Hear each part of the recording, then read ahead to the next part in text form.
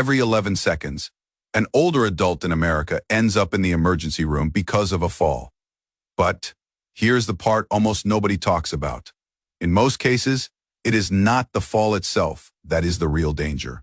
What truly determines the outcome is what happens in the first 5 minutes afterward. The truth is, most people, even those who have fallen before, have never learned what to do. But here is one thing that is rarely talked about. Your body is wired with a natural survival system. But once you turn 60, that system starts to run a little slower, and fear takes over. You freeze, you panic, and the worst mistake of all, you try to move before your body is ready. Today, I am going to walk you through 5 powerful, evidence-based steps that will help you stay safe, avoid serious injury, and get back up with confidence. Even if you live alone, this isn't about strength or fitness. It is about sequence, calm, and awareness. No equipment, no gym, just smart biology and a steady mind. So, if you have ever wondered, what if I fall and no one's there to help me? Stay right here. You are about to learn the simple steps emergency responders wish every older adult practiced long before they ever needed them. Drop your name and where you are watching from before we start. I'd love to hear from you. Step 1. Reset your breath before you move the instant your body hits the ground. Something ancient takes over. Your brain doesn't say, move quickly. It says, freeze, conserve, survive. This automatic reaction is called tonic immobility, a hardwired survival reflex that your body employs in response to shock.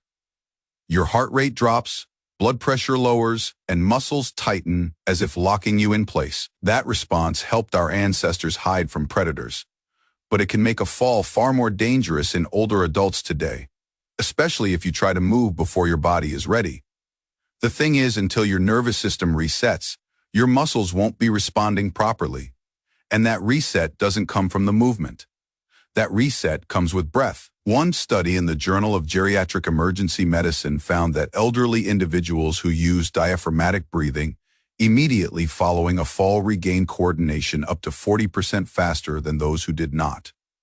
Why? Because deep, deliberate breathing refills oxygen in the brain, dampens the panic response, and reconnects the link between your brain and your muscles. Think of your breath as a power switch that turns your body back on. Even if you are frightened, dizzy, or in shock, your breath is the one thing you still control. It is not just physical. It is emotional. It tells your body, I am calm. I am present. I am not broken. When you control your breathing, you start to control the moment, and that one act can change everything that follows. How to do it. Remain still. Do not try to sit up or roll yet. If it feels safe, close your eyes. Inhale slowly through your nose to the count of 4. Hold gently for 2. Then exhale through your mouth to the count of 6. Repeat this at least 3 times, focusing only on the rhythm and sound of your breathing. You'll begin to notice your heart rate slowing, your muscles softening, and that is exactly what you want. Your recovery starts with stillness. This is your body reconnecting with your brain. Proceed with the next step only when your breath feels steady and clear. Step 2, stillness. Scan, not moving a muscle. Now, listen. Most of us make the same critical mistake after a fall. We try to prove we're okay getting up while whispering, I am fine, only to collapse seconds later. But what if I told you the first 2 minutes after a fall aren't about movement? They're about listening. After trauma, your body doesn't always speak loudly. Pain, dizziness, numbness, these signals often begin as whispers. And if you rush, you risk missing them. The Japanese know this moment as the stillness check. It is not inaction, it is intelligence. Your brain and body just experienced a shock. Your blood pressure has probably dropped, and your vestibular system, the part responsible for balance, may be disoriented. You can actually make the injury worse by moving too quickly. A study in 2023 in the Journal of the American Geriatric Society found that older adults who paused for at least 90 seconds after a fall had 30% fewer secondary injuries, compared to those who tried to stand immediately. Here is the key: awareness before action. You are not doing nothing. You are running a quiet diagnostic. Ask yourself, do you know where you are? Do you feel sharp pain or dizzy? If the answers are unclear, stay down. Your body is still recalibrating. This is not a step of weakness, but one of wisdom. By giving yourself 1 to 2 minutes of intentional stillness, you allow your blood flow to normalize, your shock to settle, and your brain to reestablish control. Most importantly, you take back your power, not by rushing, but by responding with precision. How to do it: keep your head and neck in the position they landed. Don't twist. Gently close your eyes and take one slow breath in and out. Now mentally scan 3 things. Breath. Is it steady? Pain? Any sharp or spreading sensations? Orientation. Do you know where you are and what happened? If you are dizzy, confused, or nauseated, stay still, breathe. Let your body stabilize. When your head feels clear and there is no intense discomfort, you are ready for step 3. Step 3. Micro movement check. Reboot your awareness. Once your breath is calm and your awareness is back online, the next question is, can your body move and move safely? Most people make the mistake of testing this by sitting up too fast, twisting their spine, or pushing off with unstable joints. That's when a minor fall turns into a major injury. This step is different. It's not about big movements. It's about micro movements, small, deliberate, low-risk actions that help reboot your proprioception, the internal GPS of your body. After a fall, this system can get scrambled. Your brain doesn't quite know where your limbs are in space. It's like waking up in the dark and reaching for a light switch. You need small, gentle tests to find your bearings. A University of Kyoto study found that seniors who practiced slow limb activation after a simulated fall restored balance and muscle coordination much faster than those who froze or attempted to get up in one motion. The insight here is that movement in and of itself is not dangerous. It is unchecked movement, that is, by testing small parts of your body. Fingers, toes, wrists, ankles. You provide your brain with real-time feedback without further risking harm. Even better, this step quietly rebuilds confidence one small signal at a time. It is common over age 60, yet it often goes unnoticed until it is too late. But here is the good news. It is completely preventable. What you need right now isn't motion. It is monitoring.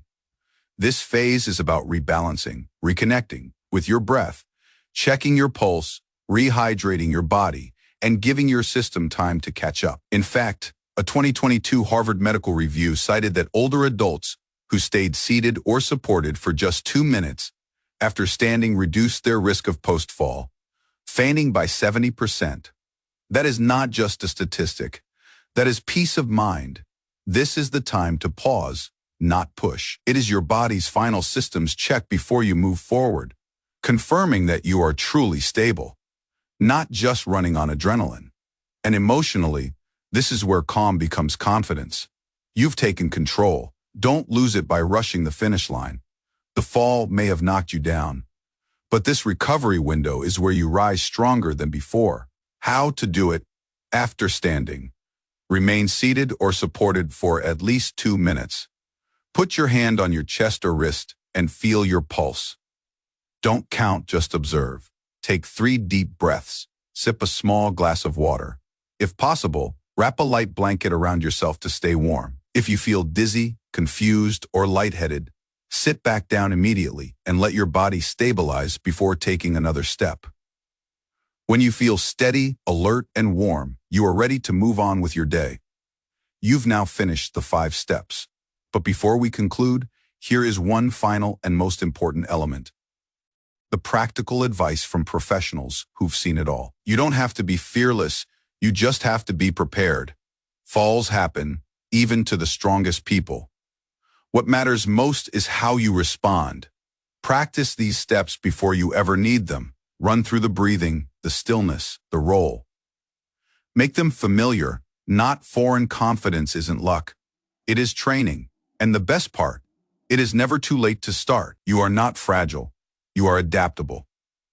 Give your body a plan, and it will surprise you. Conclusion. You are not powerless. You are prepared. A fall can be a lot like betrayal. It is sudden, it is silent, and it is deeply personal. Here is the truth, though. Falling is not failing. It is feedback. In those moments, your body speaks not with panic, but with patterns. And the moment you understand those patterns, you no longer have to fear the floor. Now, you hold 5 powerful tools that can literally save your life or that of somebody close to you. Not dramatic rescues or expensive gadgets. Just calm, clear, intelligent action. Breathe, pause, check, rise, recover. These aren't exercises. They are life skills. They don't require youth or strength. Only awareness, consistency, and belief that your body can rise again. Confidence comes from clarity. When you know what to do, your body listens. When you trust your plan, fear loses its grip. So start today, practice these steps, print them out, teach them to a friend. You may never need them, but if you do, they'll be there, and so will you. If this video raised your spirits, made you laugh, or reminded you of someone you care about, share your story in the comments. Your words could be the strength someone else needs to rise. Why? Because at any age, and especially in later years, the power to rise has always been yours.